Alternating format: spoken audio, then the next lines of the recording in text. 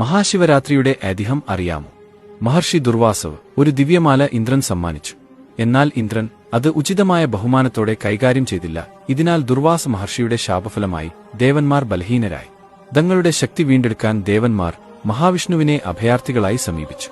മഹാവിഷ്ണു അമൃതം സമുദ്രത്തിൽ നിന്ന് പുറത്തെടുക്കാൻ ദേവന്മാരും അസുരന്മാരും ഒരുമിച്ച് ശ്രമിക്കണമെന്ന് നിർദ്ദേശിച്ചു. പാലാഴി കടയുന്നതിനായി മന്ദരപർവ്വതവും മാധാനത്തിന് കയറായി വാസുകി സർപ്പത്തെയും ഉപയോഗിച്ചു. എന്നാൽ മന്ദരപർവ്വതം വളരെ ഭാരം ആയതിനാൽ അത് സമുദ്രത്തിൽ മുങ്ങി.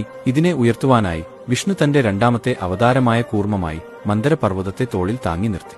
എന്നാൽ വീണ്ടും പാലാഴി കടയുമ്പോൾ വാസുകി സർപ്പത്തിന് താങ്ങാൻ ആവാതെ കാളകൂട വിഷം പുറത്തുവന്നു. ദേവന്മാർ വിഷം നിയന്ത്രിക്കാൻ ശിവനെ ശരണം പ്രാപിച്ചു.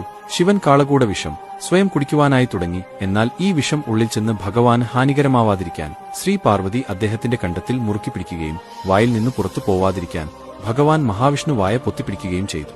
അങ്ങനെ വിഷം കണ്ടത്തിൽ ഉറയ്ക്കുകയും ഭഗവാന് നീലകണ്ഠൻ എന്ന നാമധേയം ലഭിക്കുകയും ചെയ്തു. ഭഗവാന് ആപത്തൊന്നും വരാതെ പാർവതി ദേവിയും മറ്റു ദേവീദേവന്മാരും ഉറക്കമിളച്ചിരുന്നു പ്രാർത്ഥിച്ച ദിവസമാണ് ശിവരാത്രി എന്നാണ് വിശ്വസിക്കുന്നത്.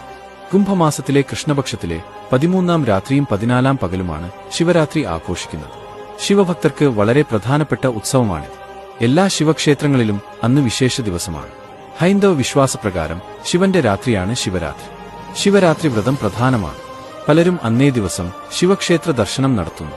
മഹാശിവരാത്രി ദിവസം നടത്തുന്ന ആരാധനയുടെ ഫലം ഒരു വർഷം നീണ്ടു നിൽക്കുന്നു എന്നാണ് വിശ്വാസം. കൂവളത്തിന്റെ ഇലകൾ ശിവൻ അർപ്പിക്കുന്നതും ഉപവാസമനുഷ്ഠിക്കുന്നതും രാത്രി ഉറക്കമിളച്ച് പ്രാർത്ഥിക്കുന്നതും പഞ്ചാക്ഷരി മന്ത്രമായ ഓം നമഃ ശിവായ, ശിവസഹസ്രനാമം തുടങ്ങിയവ ജപിക്കുന്നതും ശിവപൂജ ചെയ്യുന്നതുമൊക്കെയാണ് ഈ ദിവസത്തെ പ്രധാന ആചാരങ്ങൾ.